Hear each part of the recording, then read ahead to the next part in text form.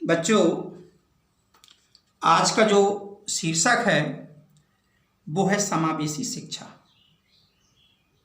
इसी को हम समेकित शिक्षा भी कहते हैं और इंग्लिश में इंक्लूसिव एजुकेशन के नाम से इसको जाना जाता है। यह शिक्षा हमारे जीवन में, हमारे नवनिर्माण में, हमारी बेसिक विचारधारा में इस शिक्षा का बहुत ही महत्व होता है। आपने गाना सुना होगा कि हिंद देश के निवासी सभी जन एक हैं, रंग रूप भेष भाषा चाहे अनेक हैं। ठीक वो जो सार उस पंक्ति में निकलता है गीत की, वही सार हमारी समावेशी शिक्षा में भी निकलता है। इसका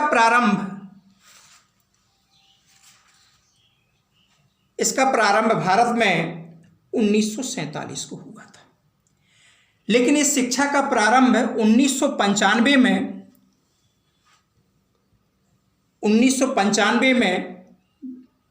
में भी हुआ। लेकिन इसके प्रवर्तक का जो ओविड डी क्रोली हैं, उन्होंने 1871 से 1932 के बीच में इस शिक्षा को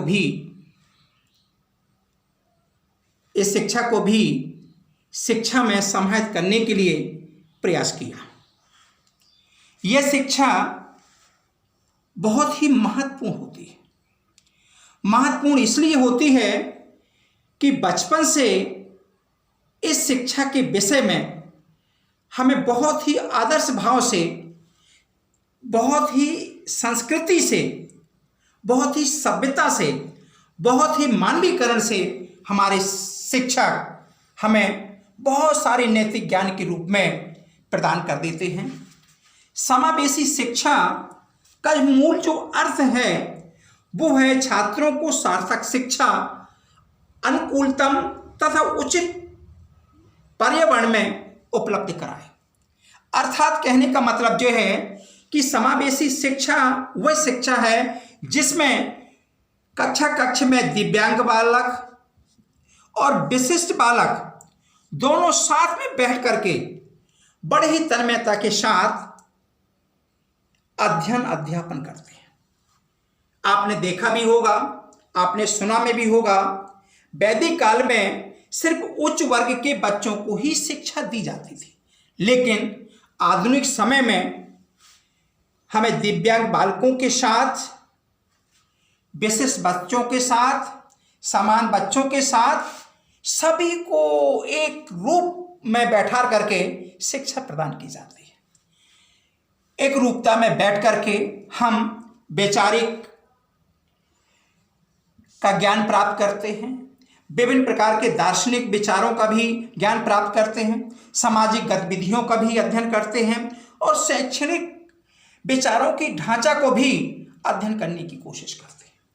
इस समावेशन से हमारे अंदर एकता, सहयोग, रिश्ते, अंतःक्रिया तथा नव निर्माण की भावना का समावेश होता है। इस शिक्षा में केंद्र सरकार ने एक महत्वपूर्ण भूमिका 2009 और 2010 में अपनाई। उन्होंने एक IEDSS प्रोग्राम चलाया। यह प्रोग्राम कक्षा 9वीं से 12वीं तक के लिए था।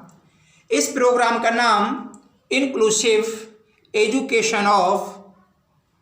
Education for disabled at secondary stage.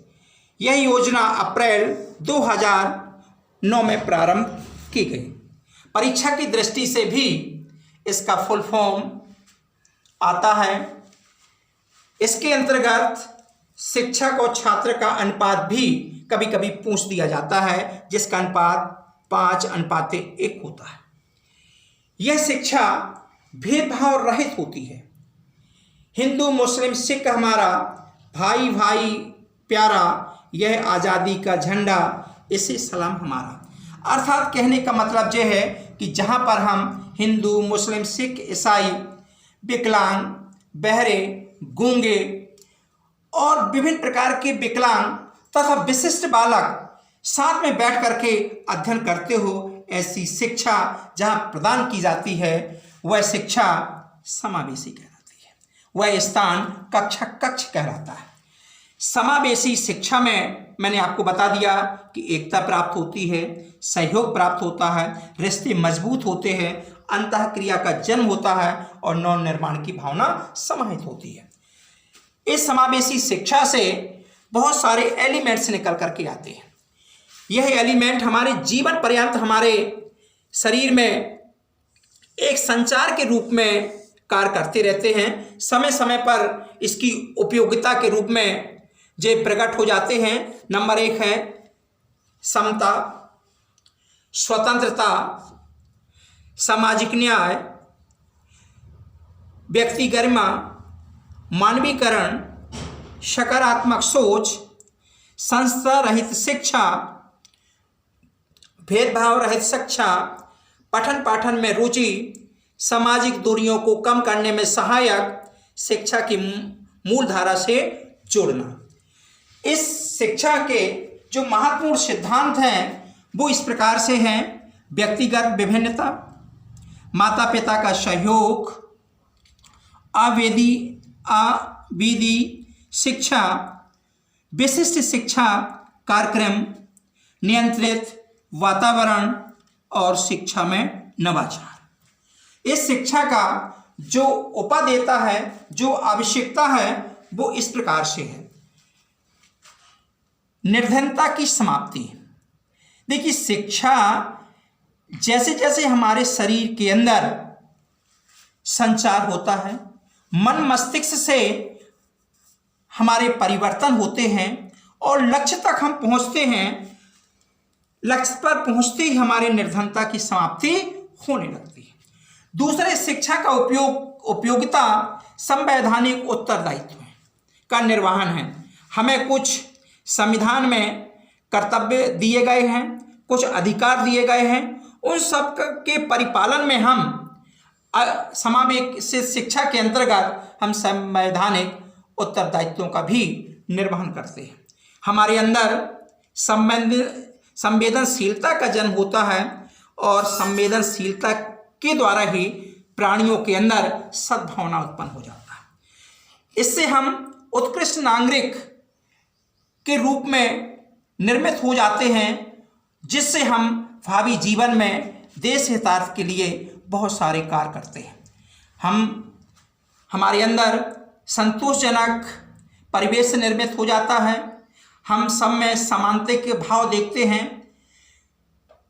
ऊंच नीच, भेदभाव,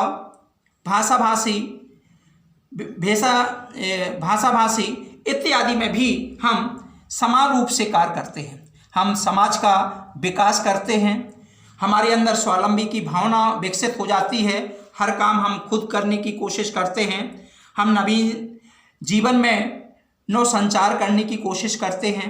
हमारे अंदर सशक्तिकरण का भाव पैदा हो जाता है, जिससे हम सामाजिक समानता के रूप में विभिन्न प्रकार के कार्य करते हैं और एक निश्चित उद्देश्य की प्राप्ति के लिए हम निरंतर प्रयास करते रहते हैं। इस समावेशी शिक्षा के अंतर्गत हमारे अंदर जिन जिन गुणों का प्रादुर्भाव होता है, उन गुणों के कारण हम देश हितार्थ के लिए अधिकार और कर्तव्यों को समाहित करते हुए बड़े ही जवाबदेही के साथ कार्य करते हैं। जय हिंद।